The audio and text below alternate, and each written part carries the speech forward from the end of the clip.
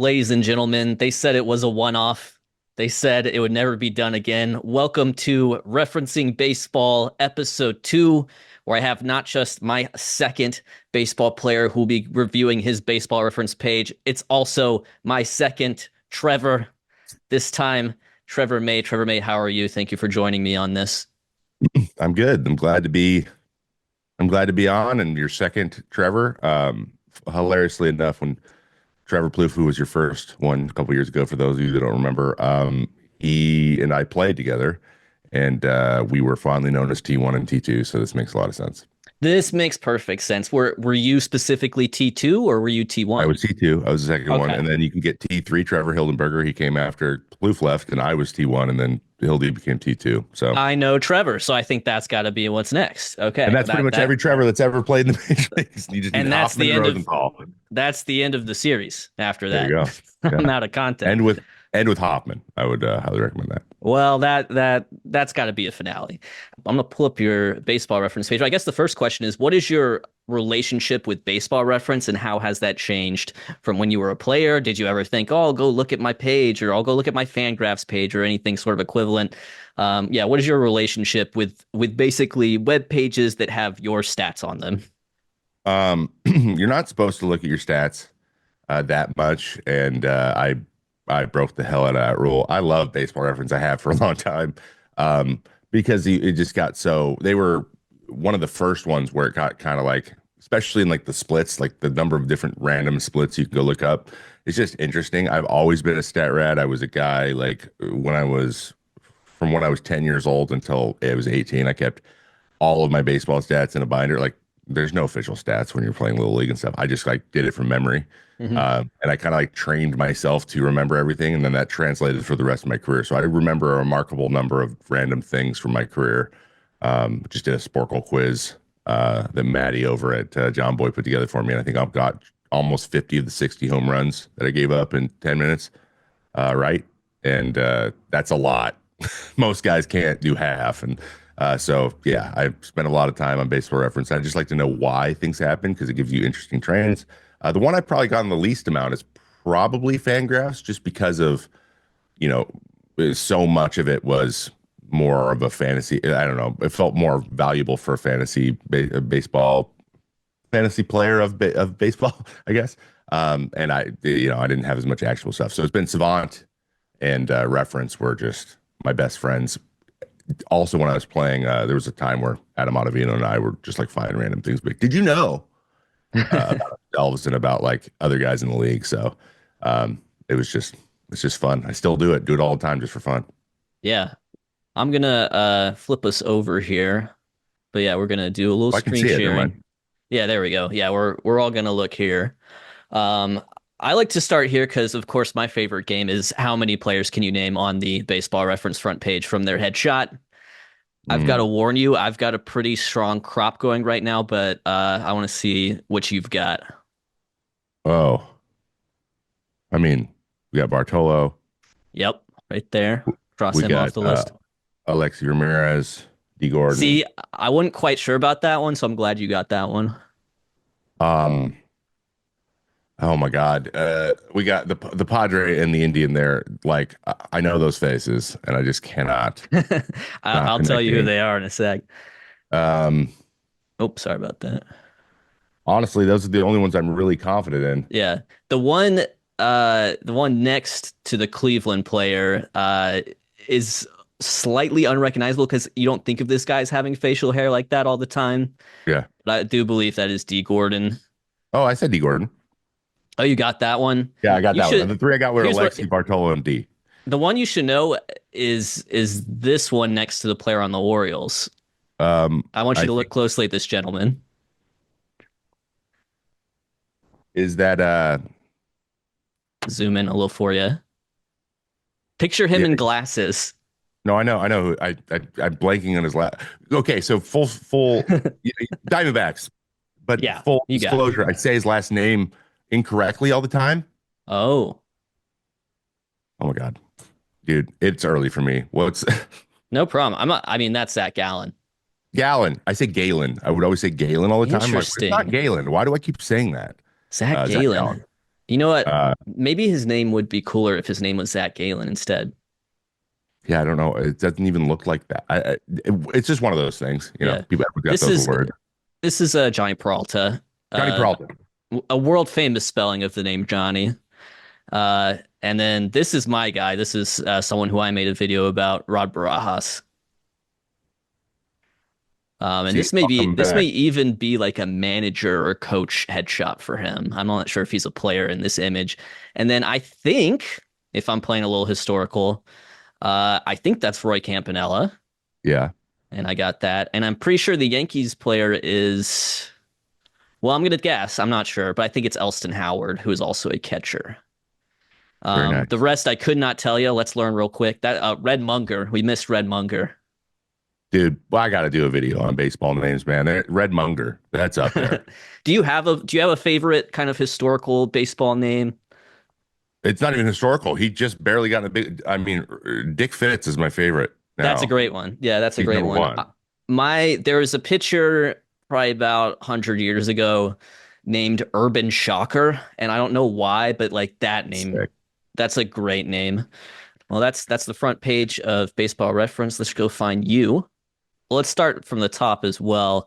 You had an interesting sort of scenario, drafted by the Phillies in the fourth round out of high school. I guess the first question would be, what was kind of the calculation you were making as far as signing with the Phillies and going pro versus going to college? Like, where were you committed, and what ultimately led you to make the decision to go pro after being selected in the fourth round? So my drafts thing was a little bit interesting. So I'm from Washington State, not typically known as a baseball hotbed. We don't have a ton of first round. They're pretty rare. We sometimes every once in a while we get a Conforto or or a Snell or I mean these are pretty good ones. But Court McCarroll. But rarely, do we have a lot of first rounders. So I was actually the first guy drafted out of the state in the fourth round that year. There was a certain like level of I don't know responsibility. Like you're the guy from our state. Like you should go. I'm gonna be honest. So full disclosure, I was like, I'm going to Washington. I thought I was going to be like a first to third rounder, which is what I was told. I had a really good senior year, and I'm just way bigger and threw harder than everybody. Struck out two of every three guys I faced. So I was like, I was told probably second, probably like late second to early third, but there's a chance. I'm like, cool. And it was the Cubs and the Phillies kind of going back and forth. I got a call from both organizations at some point and said, hey, we're going to take you with the next pick. And then neither one of them did in the third. Um, and then the supplemental round came around and the Phillies didn't take me in that. They took, I believe it was Vance Worley right before me. Mm. And I was like, well, I don't think this is happening. I remember being really upset and going up. I had everyone over at my house and I was like, they're like, well, we're going to take you if you're there in this spot. And then two teams said didn't do it. So it just came around to the next round, and the Cubs didn't call, and their spot came up again, and I didn't get taken. But then a guy named Matt Serta did, if you remember that name. I remember it vividly, and I ended up playing against him in the minors quite a bit. And I got taken the last round or last pick in the fourth round. I think it was the seventh pick by the Phillies that year. So it happened. I knew it was going to happen, but I kind of decided to go pro because basically I signed me for at that point double the slot would have been normally there. And my dad just said, hey, I know you have a full ride to Washington, even though it was 80%. That was what a full ride was back then in baseball. But I just want you to know that like all your other expenses, you got to figure out a way to get taken care of. So do you want to play pro ball? I said, I do. Yeah, I do. And he goes, do you want to play Major League Baseball? I said, yeah. He goes, why not start now? I was like valedictorian in high school. I worked really hard because I wanted to get in the best colleges, and then it ended up not mattering at all. So that's kind of how it went. I was terrified. I was really scared to move away from home, and that first year, so homesick. So yeah, it was tough for me at the beginning, but ultimately, I'm glad that I made that decision.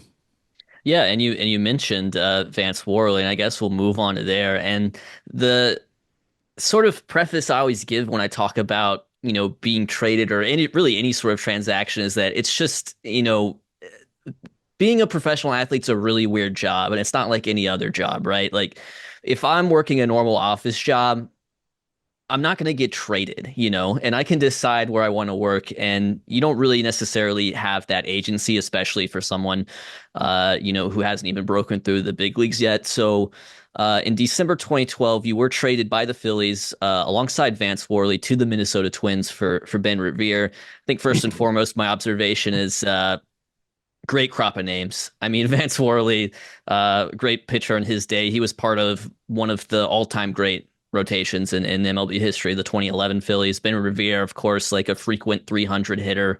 But yeah, I mean, what's that experience like being traded? How aware were you of that possibility and the days leading up to it happening? And yeah, it's one of those things that is almost entirely unique to the sports industry or being a professional athlete, because normal people don't get traded to their jobs. They get to choose, where they want to work. It actually wasn't as big of a surprise as you would think. So when I was drafted in 2008, the Phillies won the World Series with Pat Gillick. Gillick then retired, and Ruben Amaro Jr. took over. And once Ruben took over, he was just going to build the team through trades and free agents and just, be a big market team. That's when we had this string of Cliff Lee, Roy Oswalt, Roy Halladay. After that year is where all these guys were coming over, and I was just constantly seeing all of my friends leaving to pick them up. Jason Knapp went over to, and with Jason Donald went over to and Carlos Carrasco went over to the Indians for Cliff Lee. We had I had Jared Cosart and Jonathan Singleton leaving. They were all teammates. I'm on these guys' team. Going for Oswalt or Pence, maybe. I don't know which one. There was two Astros they went and got. So it was just trade after trade after trade, especially in the offseason. Around the winter meetings, I lost 3 teammates every year. Travis d'Arnaud, I lived with him in 2011, the first year he was with the Blue Jays when he got traded for Halladay. So it's like we had all this. I was just constantly seeing my teammates leave. So I was like, eventually, there's a good chance I'm going to be in one of these. But I was always pitching well, and I was moving up the prospect rankings, and I was like, okay, I'm now high. I'm kind of the untouchable one for a bit, and then I had a little bit of a backslide in Double A, and suddenly I was on the block. So it didn't surprise me at all in 2012, and this was right towards the end of Ruben's tenure there, because they just slowly performed worse and worse and worse every single year until they eventually dropped out of the playoffs. That I was going to be in one. And so, and of course, it was 2012, and I found out on Twitter before I found out from a team, which is pretty insane to think about. So yeah, but it was bittersweet. It was a little like, I woke up, I was like, there's a 50-50 chance I'm going to be in a trade today, on that day. And then I woke up literally to a tweet. And that's how I found out. And then Terry Ryan called me from the Twins first, and then Ruben called me after that. That's crazy how ubiquitous that is. You hear that so often. I feel like maybe it's gotten a little bit better in recent years, but the discovery of you being traded via some sort of like Twitter newsbreaker or rumor source is like still pretty insane to me. I can't even imagine that feeling, even though you knew, as you said, that it was a distinct possibility. So we're gonna move on here. It's time to look at the stats. And I guess my first question is, do you have some sort of like visceral reaction to looking at this? I know you kind of alluded to the fact earlier that you are maybe more comfortable looking at this, that you looked at your baseball reference and your baseball savant and everything, throughout your playing career, which is, I think some players that would be a no-no. But do you have what's your reaction to basically the idea that someone like me for a living is going to like pull up this page and is going to spend maybe 30 seconds scanning through everything and then really just sort of make an entire like valuation of your career, essentially, when this represents for you, let's say 15, 16 years of work to reach this point and to put up these numbers? Like, just how do you feel about that? Just looking at your numbers now that it's all done and dusted and you've moved on with your career. Yeah, I would say maybe 5 years ago, I would have been very bright-eyed and bushy-tailed and, excited about getting your numbers up. Some interesting, like some goals I had at first, and then I just kind of, got rid of him as I moved through. Was like, I want to get that ERA under a 4. As you can see, 2014, 2015 combined, I had a 4 in 15, but it's an 8 in 14, and that's 160 innings. I only threw 450 innings in my career. So uh, I had a nice 7 it took a long time. I was in the 5s for a really long time when I got turned to the bullpen. So I was doing it 1 inning at a time, just slowly trying to get that rookie year ERA down because I was a starter then. So that's where we're at. I had a 5.14 exactly through my 24 to 26 season, and then it just slowly shaved off a couple tenths of a run every year until we eventually got to a 4.24. So I I'm proud of that. I wanted to get my whip under a 1.3. That didn't happen, and really didn't help myself in 2023. It was pretty precarious there for a bit with the walks. So yeah, I have all these little benchmarks that I was aiming for and trying to get, but I'm looking back, I'm proud of it, especially when I just kind of isolate, that 2018 to 2023, section. Reliever coming back from Tommy John, I felt like had that been my career the whole time, I could have probably played longer. I would have probably played longer, maybe, or got it going a little bit earlier, maybe avoided getting hurt. But yeah, it's definitely the tale of two careers there after Tommy John. But I'm glad that I made the adjustments that I did. So I have positive feelings. And thinking about how people use this stuff, I do it now too, and I kind of make you make analytic judgments. You can't really be like, well, who knows what's going on in their personal life. Like, I understand everyone's human beings. But now that I'm on this side of things, that used to bother me a little bit when that caveat wasn't given, like the game's hard and this, but I've realized now that just fans don't care that much. Like they know and that's as far as it goes. Let's just have a conversation about stats. It's not that big of a deal. I like that a little bit better because now I can think about my career a little bit more in that way. And you're just trying to make a judgment and be entertaining, and it's okay to be wrong. And that's the relationship now with it. So I like it. I like that it exists. I like that this is available. And like I said, I'm a stat rat, so numbers are fun, and I could spend all day on this website. So I'm glad it exists. You have a situation that just, I mean, as a frequent baseball reference browser and just fans of, baseball stats in general, you have a very common situation in your career where you were a starter early on, and then you converted to relief. And that really has a big effect on just the rate stats across the board. Because if you struggled as a starter, you're throwing so many innings, and then you have to pitch so much as a reliever to potentially catch up in terms of those rate metrics, even if you are a really effective one. And so there's a lot of really good relievers who might have an ERA above 4 for their career just because they spent a bulk of their career, a bulk of their innings pitched being a starter with a higher ERA. So that is hardly unique, and I'm sure you've encountered that many times, and you probably feel some sort of kinship with players who had a similar career arc. Shout out Luke Weaver. That's a great example. That's a phenomenal example.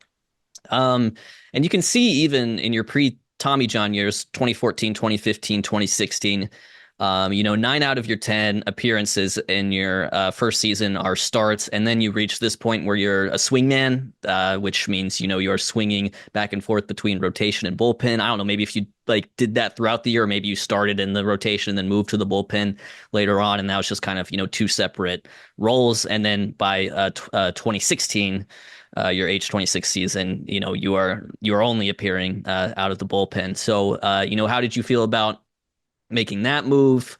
And it was, it seems like it was something that was done somewhat incrementally throughout the first few years here of your big league career. Yeah. So in 2015, it was definitely the tale of one. First half was starting, second half was relieving. It was mostly because Irvin Santana was on an 80-game suspension, and when he came back, we had Tommy Malone, and then we had Up, who was throwing incredible. He had thrown 5 and one of the best starts I ever seen him do in a row. At that point, it was cruising, and then Mike Pelfrey was on contract and having a better year than he had the year before. So I was like, okay, if there's an odd man out for starting here, I'm probably going to AAA. It's just the way it is. And I remember getting called in the office when Irv came back, and Molly was like, how do you feel about going, Paul Molitor, that is, how do you feel about going to the bullpen? Because Pelf takes an hour to get ready, and Tommy Malone throws 87. So I was like, yeah, that's a great point. I would love to. Please don't send me to Rochester. So I embraced it, and I threw out of the pen 32 times that year. And a fun little here's a fun little trivia fact for you. I was the first player in the history of Major League Baseball to throw 15 plus appearances and 30 plus relief, 15 plus starts in the same season. Oh, Um, this is and very good. and I did that. Someone else did it the same year as me, and I don't think anyone's done it since. Mm. And it was Adam Warren with the New York Yankees, and we both had Tommy John 2 years later. So I don't know if there's a correlation there, but there probably is. Yeah, throwing 114 innings is it's a lot, but I loved being on the pen. I believe I had like a 2.8 out of the bullpen that year, and I was setting up for Perk and for Kevin Jepsen when Perkins were hurt. So that was awesome. I love that. That was kind of I deserved to be here. Next year, I had a back issue that we never figured out, and my back hurt all year, and I just kept trying to pitch through it, and it was awful.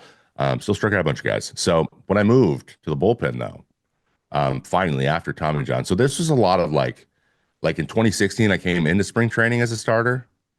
2 weeks ago, I threw well too. But I was competing for a fifth spot 2 weeks ago. Paul was like, I just think you're really good out of the bullpen. And we have Jepsen coming back. We would love to know who our back two guys are going to be. And Perk was coming off. So we're like, it'd be great to have three guys in the back of the bullpen. If you remember around this time, a team had just won the World Series doing the three guys in the back of the bullpen, who we play all the time, the Royals. So everyone wanted that. Everyone still wants that. But like we have like our version of three really good relievers. So he's like, let's just put you out there. My back had some movement patterns. I needed to train myself differently to be in the bullpen. I didn't know what I was doing. So I fixed that eventually, but then I blew out the next year with my arm. So every year I came back, they're like, you're a starter. And then in spring, they're like, never mind. So 16, that happened. 15, halfway through the year, that happened. I came into 17 as a starter. Again, was going to make the team, blew out. Had all that year, came back in 18 as a starter, thrown 90.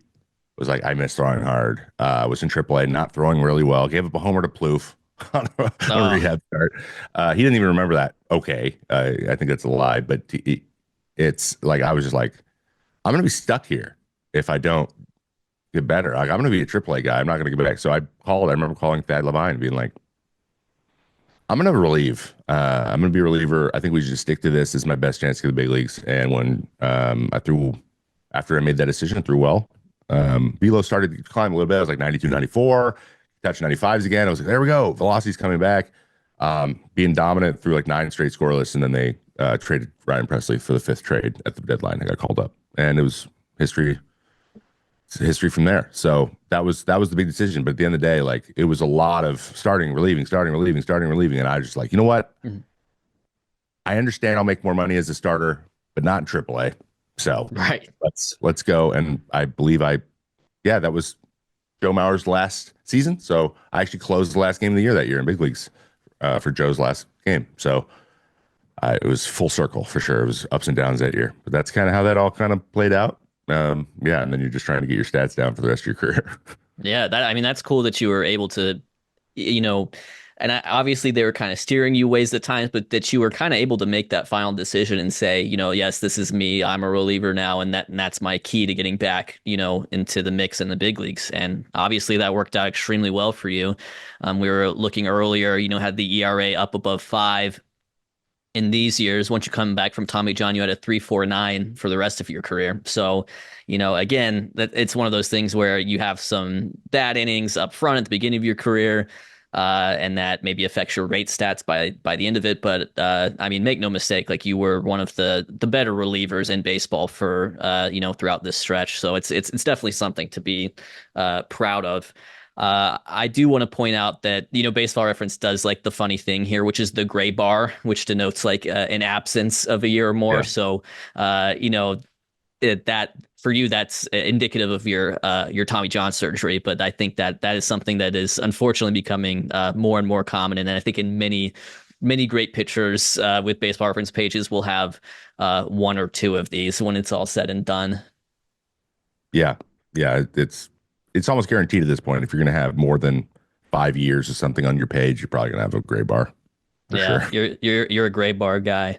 I do want to ask you about the 2019 Twins, one of the all-time great entertaining teams, I think. Home run, single season home run record. You were pitching for them in 2019 and had maybe your best season overall. It was at least your best by ERA, by ERA plus. It was also very impressive because the run environment was so high, and yet you were not as affected by that as other pitchers were. So, what was it like to be part of that squad, knowing what the offense was capable of, and but also experiencing sort of that rabbit ball year in 2019? Yeah, it's funny too. You look here, my home run per nine is the second lowest that year. I was about to point that out. Yeah. Just behind my year in the Coliseum. So I'd say that's a positive thing. Honestly, 19 was kind of the high fastball, like when the people who could do it were really leaning into it and learning about it, and the hitters hadn't quite caught up. They were trying to hit home runs, and we were all starting to throw high fastballs. That is a combination of misses. There's going to be more swing and miss, and there was quite a bit. But yeah, that Twins team was so much fun. The Bomba squad, as Eddie Rosario called them. We had 5 guys hit 30 plus home runs and 8 guys who hit 20 plus. That's just absolutely incredible. Shout out to Jason Castro for hitting that one last home run to beat the Yankees that year for the record. You probably didn't. If you could name anyone, no one probably would have guessed Castro to do it. Yeah, it was. And then being the bullpen, we played the home run game, so we throw our hats, try to guess who's going to hit him that day. And anyone who was in, if you get it right and you get the hat down, and everyone's in the game that day, everyone gives you $100. So there was a lot of money flying around that year. So it was a blast. But knowing you're going to score that many runs, like it makes pitching or taking some shots, take some chances, making a mistake here and there. You're just never out of a game. I saw some of the greatest offensive performances. There was a back and forth game with the Yankees early, middle, maybe August, where like everyone blew it. From the 6th inning on, every single reliever blew it for both sides. It was like it was just lead change. I remember I was down, or I was either down or had not pitched very well recently. They were like, he needs a little bit of maybe no leverage. I think I struggled a couple outings in a row, and then I was a little fatigued. And they were like, you know what, you're going to be the last one in the pen. I was just watching my buddies go out there and get having season killer after season killer. Zach Littell, Rogers blew the save, and then Chapman came in and he blew the save, and then and then Ottavino went out there and he blew the save, and whoever came, Duffy blew the save, and and eventually Chad Green barely got. I mean, you might remember this game. Yeah, I hate to interrupt you, but yeah, I actually have a video about this game on my you main do. channel, so I'm very familiar with this. I probably So, watched it, but yes. you can see me. You can see me celebrating on the Kepler in the gap because his base is loaded. Right. And Ottavino walked the bases loaded, and then Chad Green came in, which Ottavino told me about this later. He's like, "Yeah, me walking the bases loaded, thrives." And then Chad doing the like, his face that he does, kind of excited but not really. And then Hicks was a twin. It was just a whole thing, but it was like right in front of me, and it was one of the best catches I've ever seen in that game. So that right there, that was our season. And until we got to the playoffs, then we just got manhandled for 3 days and went home. But yeah, it's up there. That and 22 with the Mets. Those two are two of the most fun seasons I've ever had playing baseball. Yeah, I was going to ask you about that. I mean, you played on the 19 Twins and the 22 Mets. Both those teams won 101 games in the regular season. Like, I'm not going to ask you to pick a favorite necessarily, but like if you could kind of give a comparison, contrast, like where do you think kind of the strengths and the weaknesses were, and what do you think would happen if both those teams were to face each other in a series? Ooh, that's interesting. I'll be honest. I'll probably take the Mets just because of the pitching. Like you got to sure if we took Scherzer, DeGrom, Bassett against that Twins team, I think that those guys probably would have held the offense down a little bit more than the vice versa with Barrios and then Dobnak, and then whoever else we threw the third game. Or Odorizzi. Like it was just a better matchup. But that's it. I'd say lineup wise, that Twins lineup is the best lineup I've ever seen. Um, Hands down. I mean, when your 7-hitter has 27 homers and is Right. Jonathan Scope, like, come on, that's crazy. So, yeah, Nelly Cruz had a ridiculous. Yeah, it was just that's a lineup I would not want to face, but I just think that like a Max Scherzer, Jacob DeGrom, Bassett would have probably won that series. That's the only reason. But I probably will give the edge to the team I wanted like to beat. I enjoyed the season. I enjoyed a little bit more would be 2019 because I actually had an active role in that success of that season more so than in 22. Even though at the end of 22 I was dialed in and had I had 2 more months at play, I think I could turn this season completely around. But yeah, I lost a lot of my season to a stress reaction in my arm, which is scary. You don't want to break your arm pitching. But it was a great clubhouse to be in, having Francis Lindor kind of leading the. We had a position player leader, and then we had a pitching leader in Scherzer, and they kind of just really led the way. They did a great job, and they worked really well together. They were both on the subcommittee for the PA. I was gonna It just say made a lot both of sense. union guys. Yeah, they're very equal, and like whenever decisions needed to be made, they would like get together as the whatever, and then we'd have it was just really like rainouts and stuff, and all we just had it was dialed in, and I felt like I'm 31 and I'm middle of the road age on this team, and I don't have to do more than I'm asked to do. This is a great lane for me to be. Just give me the ball, and I'll go get the job done. And then also watching Sugar Diaz pitch all year was just as a baseball fan, I was just like, this guy's incredible. So yeah, lot of fun both years. And of course, you joined the Mets. That was via free agency, and it's one of those things where being a baseball player is not like having a normal job. You were drafted in 2008, and then only by the 2020-2021 off season were you able to actually choose what city you wanted to work with.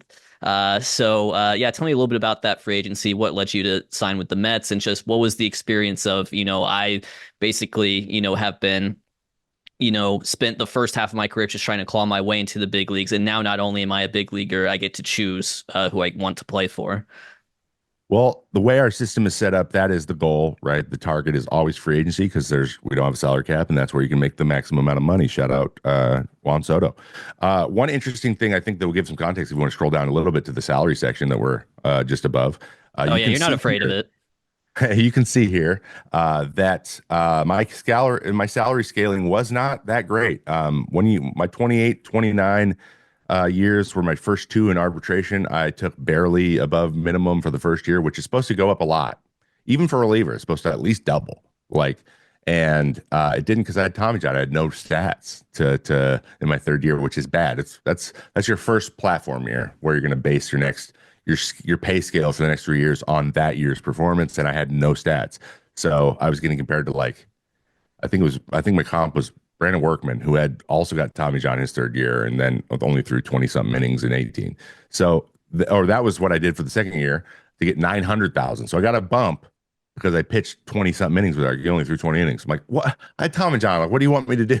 So didn't make $1 million until 2020. That, if you remember, we played 60 games. So I actually didn't make $1 million that year either. So yeah, it took me 5 years to get to $1 million. So getting to free agency, a lot of it came down to who's going to pay the best. But it was COVID. So everyone's like, we don't know if people are going to be in the stadium. We don't know how much money going to be. So it was like there was only 1 or 2 year deals. So it was also probably the worst year to be a free agent in recent memory in baseball.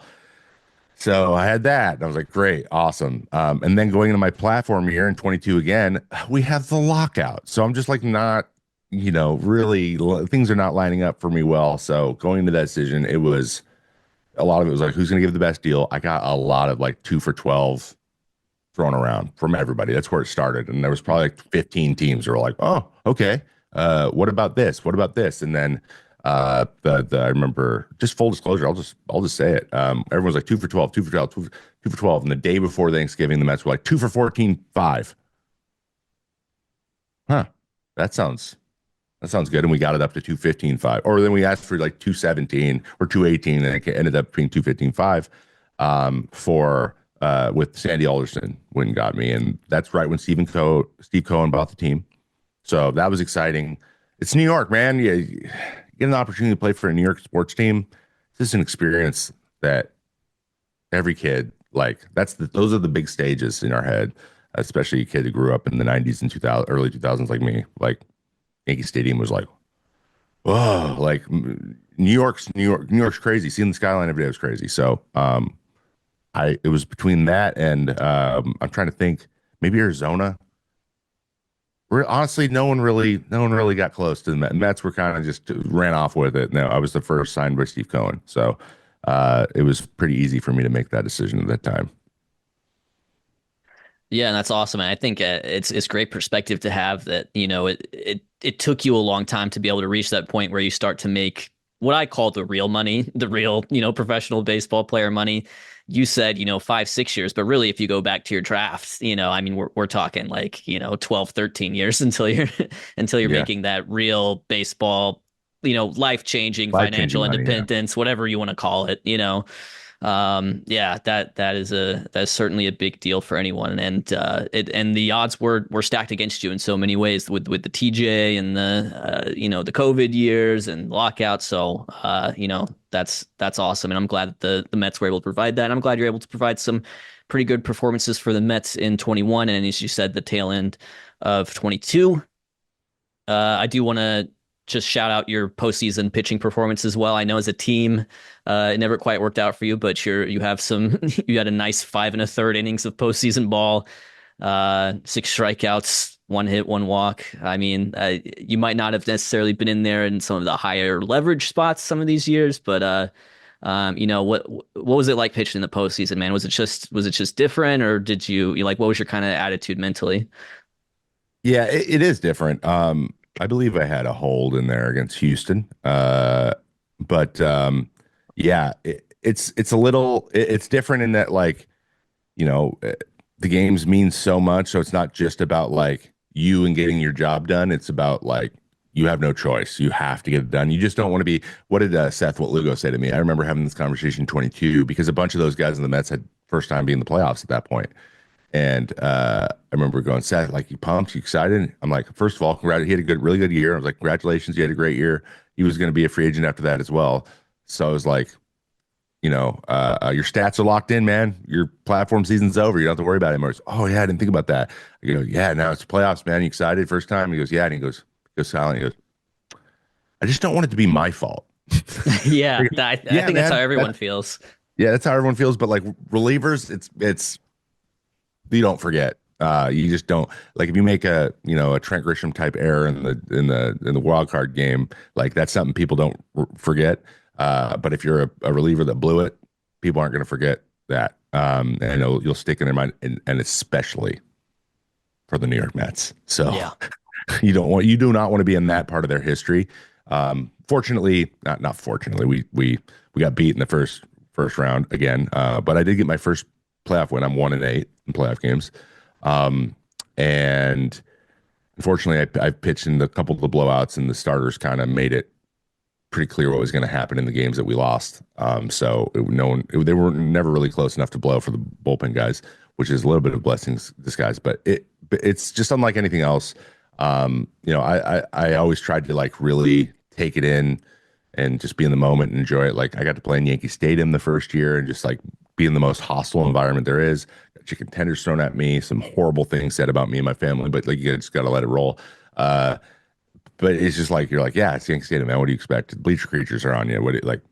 It's going to be the worst it's ever been here, and just really be like think about how cool this is and how like rare people get to experience this from your point of view. So I try to think about it that way, and fortunately, I had some success, but none of it ultimately really mattered towards any sort of team success. But that's all you can do. At least I can look back and say I did my job. Yeah, that's awesome. We also can see your hitting. You did bat at the big league level in 2015 with the Twins. Mhm. 0 for 3. I imagine your relationship with hitting, at least as a pro, was you were probably hitting some in the minors with the Phillies, but Yeah. then you got traded, and then you're on an American League team. So, I mean, this is as we get further and further into the times of universal DH, where obviously even there's the DH was in the American League of course, by then. But if you were playing an interleague play at a National League park, then pitchers would hit. So, yeah, I mean, is there any sort of novelty to that to you that, as time goes on, you'll be something that is increasingly rarer and rarer, which is a pitcher who has hit in the big leagues? Yeah, there's not going to be a lot of us left. I mean, they're already falling like flies. So yeah, it is fun that I did that. I had no interest in hitting. I'll be honest. I was a pitcher only my senior year in high school. Like not because I couldn't play a position. We just had a good team and some guys who were going to go play D2 college and they're playing the positions I would have played. I just didn't. I was signed to go play college ball and I was a pitcher. So and I was going to play a position there. So who cares? So I just got to sit there and do batting practice. Yeah, that was obvious. That's pretty apparent that I hadn't hit in 8 years when I went and hit. Lackey punched me out once, twice, and then Cueto got me twice. Once, no, who got me once? Lackey got me once, and Cueto got me twice. And one was a front door cutter, and it's not even cool. But I'll never. I did a video on that too. I would highly recommend go watch me break down the first at bat against Lackey because he's getting the really angry underbite going and he's pissed off because I'm swinging every pitch and foul everything off. I fouled off like 6 pitches or something to start the at bat all into their dugout. Like there's no chance it's going to be fair. I'm so late. But he just like can't blow 91 by me. So it's funny. It was a good time. But yeah, I was nowhere even close. I had like 12 foul balls, but like none of them were even I could not put the ball in play no matter how much I cheated. It's just my swing was awful. So yeah, but again, I did it. I was there. I stood in the box, and I have video proof of me striking out pretty ugly every single time. But it's funny, and Yeah. you got to laugh at yourself if you want to play this If game. if that spot in the lineup, that nine spot, if you have to throw 6, 7, 8 pitches to get the out, like that's a win for you as a hitter. So it sounds like you won at least one of your at bats. Yeah, absolutely on purpose too. Yeah, totally. Final year, 2023. You join the Oakland A's. You are their premier free agent signing of the offseason. And you close. I mean, you pick up 21 saves, which is more saves than you had any of these years previously combined. When you're more of a, I don't know, what inning would you say you pitched the most throughout your career as a reliever? Were you seventh? Eighth, Eighth, okay. most Yeah, because I threw tons of eights with the Mets. got it. So So eighth inning guy to ninth inning guy in Oakland. You're moving out west. You're able to play, at least in the same time zone as the one, that's back home for you. What was that experience like? You're also playing, of course, for one of the last A's teams to actually play in Oakland, sadly. yeah. I made the decision for all those reasons. Did want to be closer to home. I was really full disclosure trying to get picked up by the Mariners, just as a veteran presence for cheap. Like to be honest, I got paid 1 year, 7 million, which is the highest paid guy on the team at that time, and which was kind of funny when it happened. And I was like, oh, I'm also the oldest. Oh, I also have the most service time by like kind of a lot, especially in the bullpen. So I got to go. I got to be a leader, and I got to learn that. And I tried to embrace it and had a really good time doing that. But it's so interesting about this year is like a combination of having a good like park to pitch in, and it's a pitcher friendly place. I always loved going to Oakland to pitch there, even though I didn't generally have that great of success. I made my debut there and it was a disaster. I had a couple other clunkers there as well, especially even the year before I did. But like I liked the mound, I liked the way it was, and I wanted to feel like what it was like. But I remember the pitch clock killed me, and the walk rates were like numbers that I hadn't seen since I was like 11. So I was like, oh my God, I was like walking one an inning, and for a while. And so the whole year was me getting that walk total down. Eventually I got it under control a little bit, but it's funny. You go look at this year, it's completely like statistical outliers all over the place for me. Strikeouts way down, walks way up, home run per nine way down, but hits are down. Yeah, And my that's strike odd. plus is still like a 130. But and I believe is this the only year where my FIP is higher than my actual ERA? I think it is. Yeah. Yeah, Yeah. I mean, obviously here it's a little bit, but I mean, it's It it's is in close. It's within 21. Yeah. range. Yeah. Yeah, within range. Yeah, but usually uh, uh, I would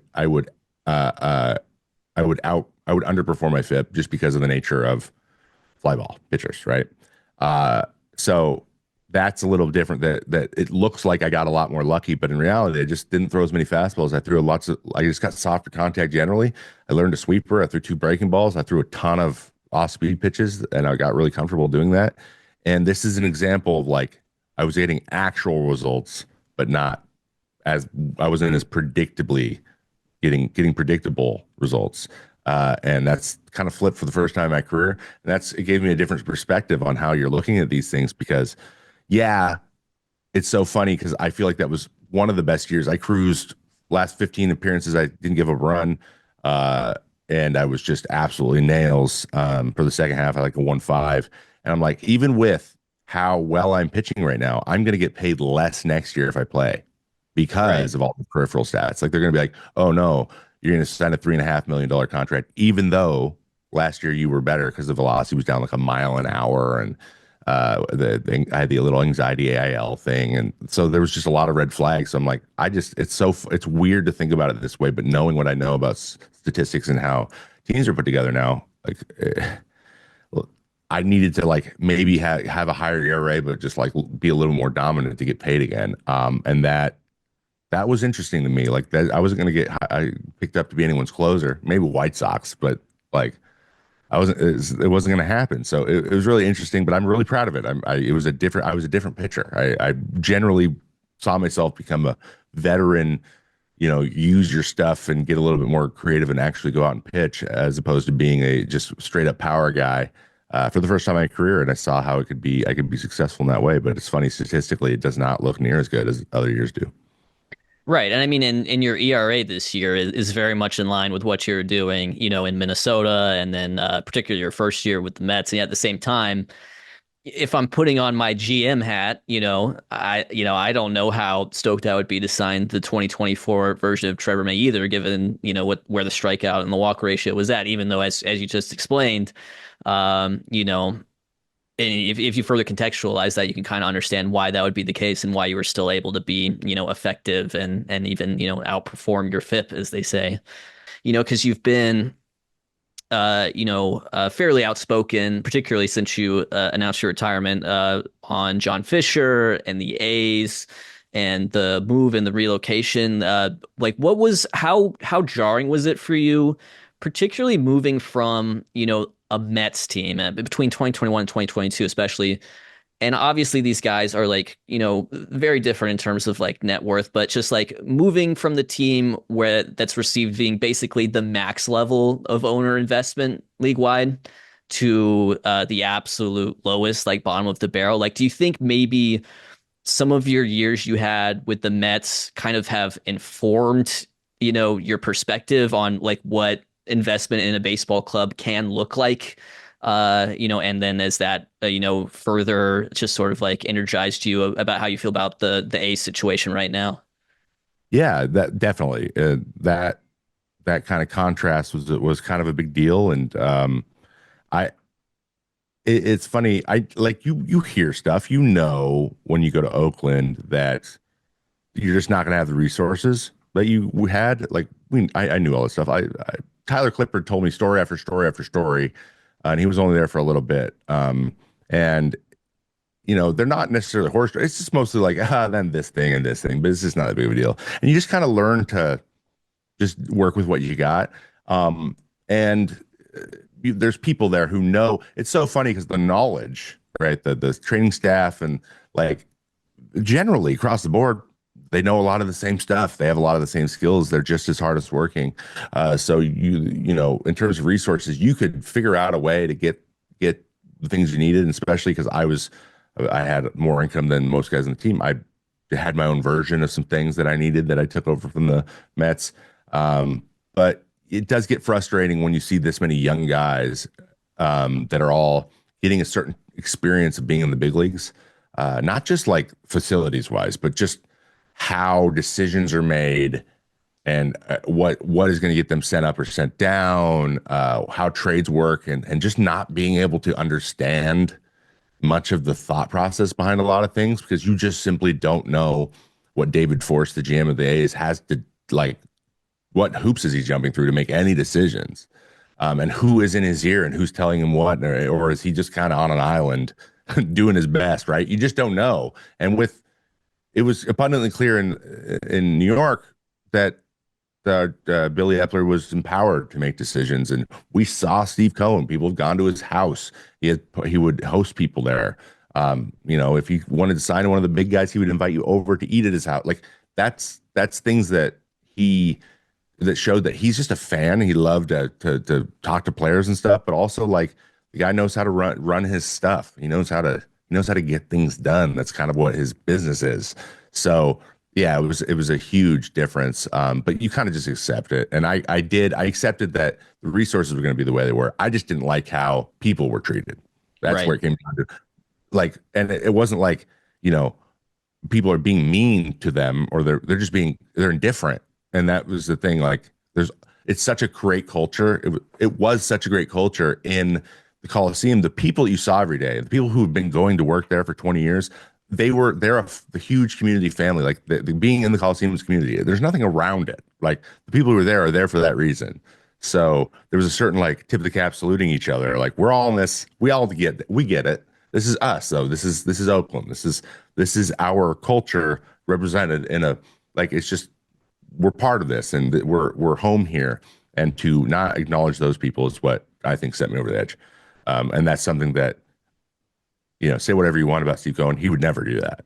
He would acknowledge the people. He would do something to show his appreciation for everyone. If he wanted to move to the stadium or move to another city, he would. And I think the other 29 other guys, to an extent, would say, "Hey, I'm making this business decision, but I am not, unaware of the effect it's having on you guys." And I never saw any acknowledgement from anyone who made any decisions.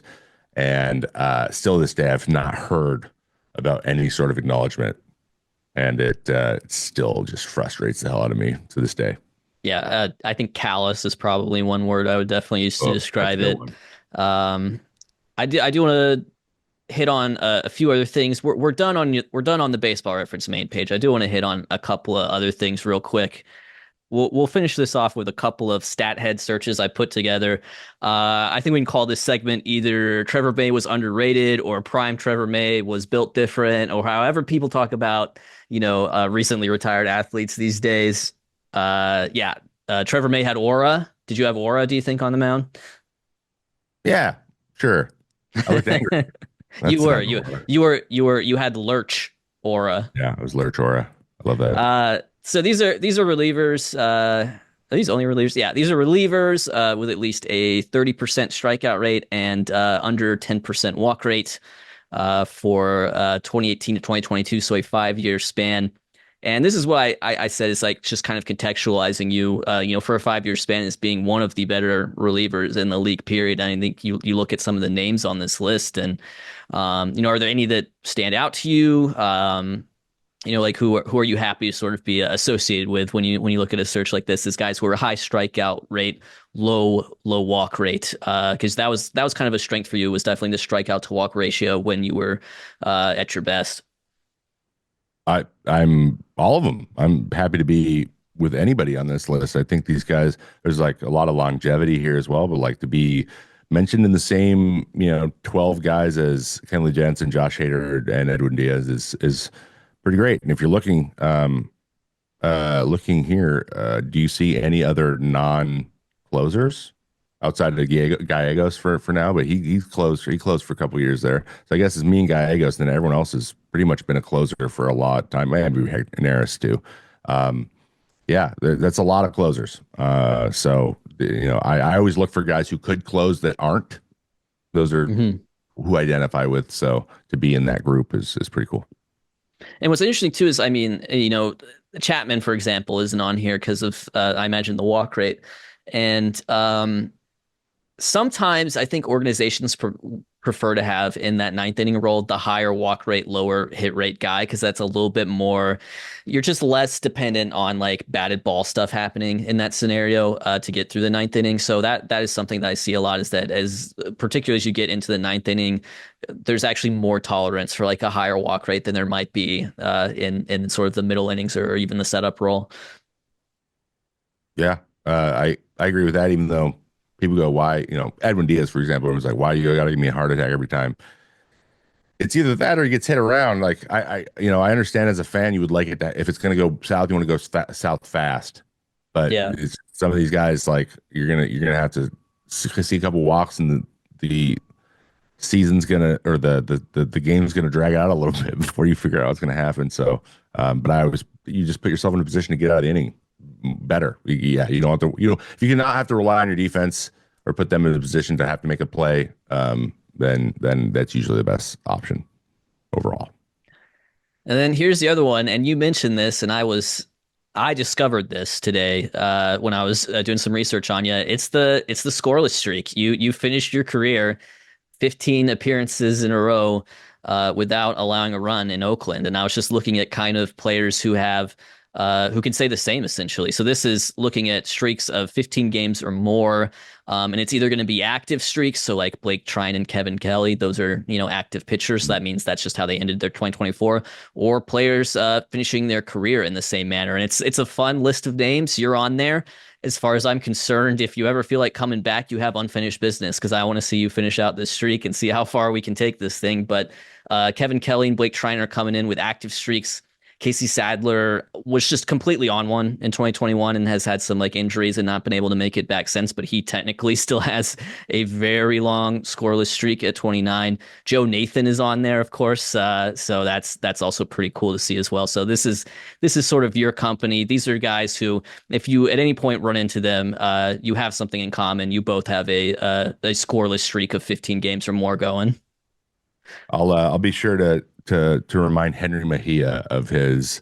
Unfortunately, I don't think we're going to be seeing him again. But so because he is banned from baseball. Anyone who doesn't know. Yes. So yeah, he's the guy who used to do the suplex after he get what was it over the top, like act like he's body slamming somebody after he got a save, just freaking out. Highly recommend go watch some of his highlights if anyone hasn't seen him. Yeah, this is cool too. I'm never gonna forget obviously how it ended because I think the last time I gave up runs on I think it was 8-17 and it was in Washington. It was the only time in my career I rode the bullpen card in and I gave up 5 runs. Yeah. A couple of them were unearned. It was one of those days you're like, dude, should I try my other arm? I don't know what is happening. I got nothing. And we had like a 6 run lead or something. It was awful. And then I got angry and then just decided not to give it a run for the rest of the year. But yeah, first and only time I ever went into the bullpen cart. Probably shouldn't have done it. I think that jog is important. And then finally, I think we'll just wrap it up here using the powers of archive.org and the Wayback Machine. Here, I'm sure you haven't maybe seen this in a while, is your first baseball reference page. This is from August 12th, 2014. This would be following, I think, just you've got one game on the record right here. An 18 ERA. We'll try to drop that down to a 4.24 by the end of it. But yeah, there you are. There's your first baseball reference page, Trevor J. May. Look at that fatty. I weighed about 245 there too, not 215. One interesting thing I want everyone to see, and I mentioned this a lot, go down to the line again. Look at that walk. How many walks I got? Oh, man. I have 7 walks in 2 innings. So that's another number. I was like, gotta get that one down. I believe I walked 9 before I struck anybody out. But ended that season, 44 strikeouts, 22 walks. So figured it out. Figured it out. We got better, and it's all you can ask for. It's about how you finish, not how you start. Well, and a stats nerd would tell you were getting unlucky. Like you had an 18 ERA, but your FIP was only 13. Yeah. Yeah. Shout out to the defense that helped out, dude. I think Josh that's right. Catch it, throw him out at home like for the first time in like 8 years or something. He didn't have an assistant from left. So a lot of crazy stuff happened that day. But yeah, I'll never forget that either. All right, there you go. Trevor May, thank you so much for joining me on this second episode of Referencing Baseball. I'm going to try to plug all your things from memory. We got your platform, so YouTube, Twitch, whatever. We got Rates and Barrels. Mm-hmm. You're Foul Territory now. Mm-hmm. Are you running for president? Like what else do you have, that you're working on right now? I want nothing to do with president anything at all. But I also have just released. It's funny. This pod or this show is an awesome idea, and I love it because I'm doing one called Cut on the Diamond, that is now live. where there's some stats in it, but it's mostly just imagine you're sitting out in the bullpen with your buddies, but neither one of you are going to pitch that day. What would you talk about? That is what my podcast is about. The episode I just did with Tommy Hunter is out right now. Cut on the Diamond. Anywhere you listen to pods, it is hilarious. Tommy Hunter is maybe the best storyteller in Major League Baseball history. I don't know if people know that, and they need to go listen to the things this guy talks about. Is it a little bit? We're getting a little bit edgy here. It's fine. No, it's a lot of fun. So I'd recommend go checking it out. Yeah, that's baseball wise. That's everything I got. My live show Mayday and Cutting the Diamond and Rate Some Barrels and Sunday Slider. Shout out to Danny Wexman. I'm also on Sirius XM almost every Sunday. So check us out there too. We have a lot of fun with that show.